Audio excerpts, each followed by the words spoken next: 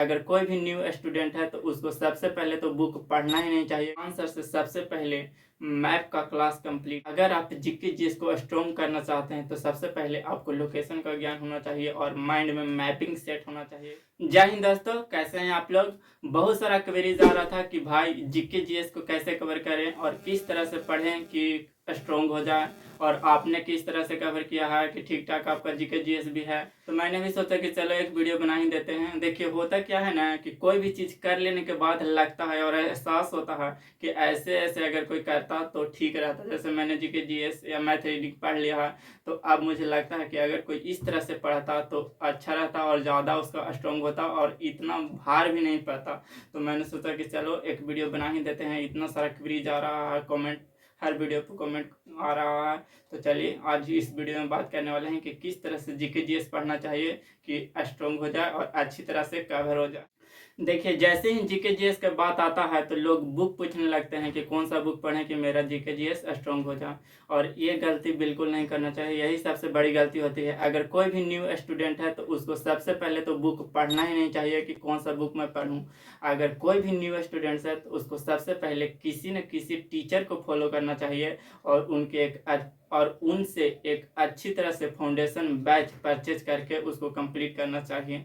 अगर टीचर की बात करें कि कौन सा टीचर से पढ़ें तो जो भी आपकी नज़र में लगता है कि ये अच्छे पढ़ाते हैं आप उनको फॉलो कर सकते हैं। अगर मेरी बात करें, क्योंकि बहुत सा भाई लोग पूछे लगेंगे कि फिर आप किससे पढ़े थे, तो मैं अपना अगर बात करूं तो मैं सारा जीके खान सर से पढ़ा हूं। ऐसे मेरे पास रोशन सर के भी बैच अभी है, दरोगा का बैच है, लेकिन मेरा सारा कंप्लीट किया हुआ है खान सर से। बाकी रोशन सर का बैच तो है ही। बाकी आपके नज़र में जो भी टीचर होंगे उनसे आप पढ़ सकते हैं, इसमें कोई बात नहीं है। मैं ये नहीं कह रहा हूँ कि आप इसी टीचर से पढ़िए। बाकी अगर सब्जेक्ट की बात करें तो देखिए अगर आप जीके जीएस को स्ट्रॉन्ग करना चाहते हैं तो सबसे पहले आपको लोकेशन का ज्ञान होना चाहिए और माइंड में मैपिंग सेट होना चाहिए कि हाँ ये देश यहाँ है, ये राज्य यहाँ है, ये सिटी यहाँ पास है, तभी आपको जीके जीएस याद करने में आसान होगा। तो इसीलिए मेरा सबसे पहला सजेशन रहेगा कि अगर आप न्यू एस्पायरेंट्स हैं और जीके जीएस को स्ट्रॉन्ग करना चाहते हैं तो एक बात तो आपको मानना ही पड़ेगा कि आपको खान सर से सबसे पहले मैप का क्लास कंप्लीट करना पड़ेगा। हाँ ये सही है कि आपको जीके जीएस को स्ट्रॉन्ग करना है तो आपको खान सर से मैप पढ़ लेना ही चाहिए एक बार। सबसे पहले आप वर्ल्ड मैप पढ़ लीजिए, उसके बाद इंडियन मैप पढ़ लीजिए। देखिए मैप पढ़ने का क्या फ़ायदा होता है, मैं आपको एग्जांपल से बताता हूँ। आपको हर सब्जेक्ट में काम देगा। जैसे ही आप मैप पढ़ लेंगे तो आपको पूरा दुनिया का लोकेशन और भारत का लोकेशन पूरा माइंड में सेट रहेगा कि हाँ ये देश यहाँ पास है, ये राज्य यहाँ है, ये सिटी यहाँ है, और किस देश की सीमा किस से लगता है, किस राज्य की सीमा किस से लगता है। और आपको जीके जीएस याद करने में बहुत हेल्प मिलेगा। जैसे आप एग्जांपल से समझ सकते हैं कि मान लें कि आपके पास क्वेश्चन आया कि द्वितीय विश्व युद्ध की शुरुआत जर्मनी ने पोलैंड पर आक्रमण कर दिया था, जिसकी वजह से हुआ था। जैसे ही आपको बोलें कि जर्मनी ने पोलैंड पर आक्रमण कर दिया था, आपको माइंड में तो सेट है कि अच्छा जर्मनी और पोलैंड एक ही जगह है, तो जर्मनी ने पोलैंड पर आक्रमण कर दिया था जिसकी वजह से द्वितीय विश्व युद्ध शुरुआत हो गया था। तो आपको बहुत ईजिली याद हो जाएगा। ठीक इसी तरह से आपको आ जाएगा कि मान लें कि पिरेनीज पर्वत कहाँ है, तो फ्रांस एवं स्पेन के बॉर्डर पे है, तो आपको माइंड में सेट है कि अच्छा फ्रांस वहाँ है और स्पेन वहाँ है, तो उसके बॉर्डर पे पिरेनीज पर्वत है। ठीक उसी तरह से पॉलिटी में भी आपको हेल्प मिलेगा कि जैसे मान लीजिए कि कोई क्वेश्चन ले लीजिए कि सहयोग के सिफारिश पर पेप्सू को 4 भागों में तोड़ दिया गया था। पंजाब, हरियाणा तथा चंडीगढ़ और हिमाचल प्रदेश बनाया गया था। तो आपको सेट में आ गया कि अच्छा ऊपर पूरा एक राज था पेप्सू, वो 4 भाग में टूट गया है। पूरा तरह से माइंड में सेट हो जाएगा। हिस्टोरी में भी बात करें कि मान लीजिए कोई भी क्वेश्चन लीजिए कि विजयनगर साम्राज्य की राजधानी हम्पी थी, तो आपको समय मैप में पहले से ही बताया हुआ है कि हम्पी कर्नाटक में यहाँ पास है, तो आपको माइंड में सेट हो जाएगा कि अच्छा विजयनगर उस एरिया में था। कोई भी क्वेश्चन ले लीजिए आप, ज्योग्राफी का क्वेश्चन ले लीजिए कि मतलब कोई भी जैसे कि नीलगिरी की पहाड़ी कहाँ है, तो आपको बोला जाएगा कि केरल, कर्नाटक एवं तमिलनाडु के बॉर्डर पे है। तो आपको मैप में पहले से ही बताया हुआ है कि केरल, कर्नाटक और तमिलनाडु के बॉर्डर पे है, तो आपको सब माइंड में सेट रहेगा। कोई भी क्वेश्चन आपको बहुत इजी हो जाएगा याद करने में। इसी वजह से आप सबसे पहले मैप खान सर से कंप्लीट कर लीजिए, उसके बाद कोई भी सब्जेक्ट को पढ़िए। हिस्टोरी पढ़ लीजिए, पॉलिटी पढ़ लीजिए, आप इकोनॉमिक्स लास्ट में पढ़ सकते हैं, कोई दिक्कत नहीं है। और सिलेबस को आराम आराम से कंप्लीट कीजिए। ऐसा नहीं है कि एक ही बार में सारा सब्जेक्ट को बैच परचेज कर लिए और हो भी नहीं रहा है अच्छा से कंप्लीट, और खाली टाइम वेस्ट हो रहा है। आप एक बार में 1 से 2 या 3 सब्जेक्ट को लेकर चल सकते हैं।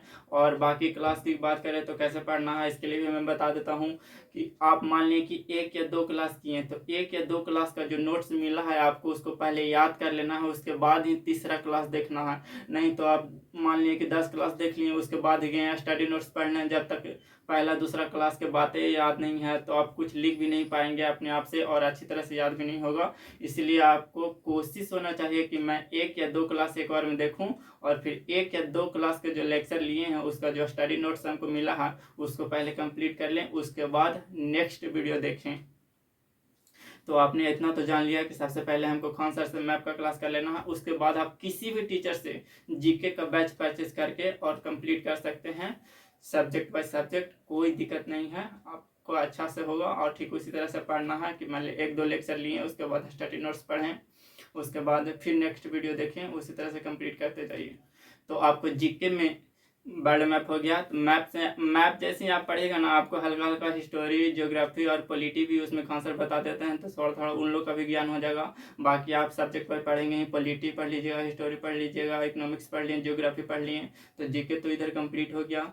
बाकी और आप साइंस की बात करें तो साइंस भी किसी भी टीचर से परचेज करके और अच्छी तरह से पढ़ सकते हैं। ठीक उसी तरह ही कि बैच परचेज किए, उसका लेक्चर लिए 1-2 वीडियो, फिर उसका स्टडी मटेरियल को याद किए, उसके बाद नेक्स्ट वीडियो देखें। ठीक इसी तरह से सारा चीज़ कंप्लीट कर लेना है। बाकी रिवीजन की बात करें तो रिवीजन भी सारा सब्जेक्ट को एक बार में लेकर नहीं चलना है। जैसे मैं आपको देखिए एग्जांपल समझा देता हूँ। सबसे पहले मान लें कि आपने हिस्टोरी पढ़े, नहीं हिस्टोरी तो आपको पहले पढ़ना नहीं, सबसे पहले मान लें कि आप मैप पढ़े हैं, उसके बाद हिस्टोरी पढ़े हैं, उसके बाद इकोनॉमिक्स पॉलिटी पढ़े हैं, उसके बाद ज्योग्राफी, उसके बाद इकोनॉमिक्स, 5 सब्जेक्ट मान लें कि आप पढ़े हैं। तो सबसे लास्ट में आप क्या पढ़ रहे हैं, इकोनॉमिक्स। तो इकोनॉमिक्स की तो आपको रिवीजन करने की जरूरी ही नहीं है, क्योंकि अभी आप तत्काल पढ़े हैं या पढ़ रहे हैं। सबसे पहले क्या पढ़े थे, मैप पढ़े थे, तो मैप का रिवीजन कर सकते हैं। उसके बाद क्या चीज़ पढ़े थे, तो हिस्टोरी पढ़े थे, तो हिस्टोरी का रिवीजन कीजिए। मतलब जिसको बहुत दिन हो गया है उसको आप रिवीजन कर सकते हैं, और 1-2 सब्जेक्ट का लेके चलिएगा, सारा का रिवीजन भी नहीं करना है। जो बहुत दिन हो गया है पढ़ा हुआ उसको रिवीजन करिएगा। बाकी ये रहा जीके जीएस। और मैथ की अगर बात करें, मैथ रीजनिंग का, तो मैथ रीजनिंग का वीडियो मैं पहले ही बना दिया हूँ, उसका लिंक डिस्क्रिप्शन में डाला हुआ होगा कि मैथ रीजनिंग को कैसे स्ट्रॉन्ग करना है और उसका क्या स्ट्रेटजी है, उसका लिंक डिस्क्रिप्शन में डाला हुआ है, आप लोग जाके देख सकते हैं। देखिए होता ये है कि जो माइंड में चलते रहता है और जो स्ट्रेटजी होता है माइंड में, वो पूरी तरह से वीडियो में बोल भी नहीं पाते हैं, क्योंकि थोड़ा हेजिटेशन रहता है, क्योंकि हम लोग भी ज़्यादा वीडियो नहीं बनाते हैं, हम लोग भी तो स्टूडेंट्स ही हैं। बाकी मेरा जितना कोशिश था उतना मैं बता पाया हूँ। अगर आप इतना ही फॉलो करते हैं तो जीके जीएस अच्छा हो जाएगा, मेरी बात आप मानिएगा तो। बाकी आज के लिए इतना ही, तब तक के लिए बाय, मिलते हैं नेक्स्ट वीडियो में। थैंक्स, लव यू ऑल, जय हिंद।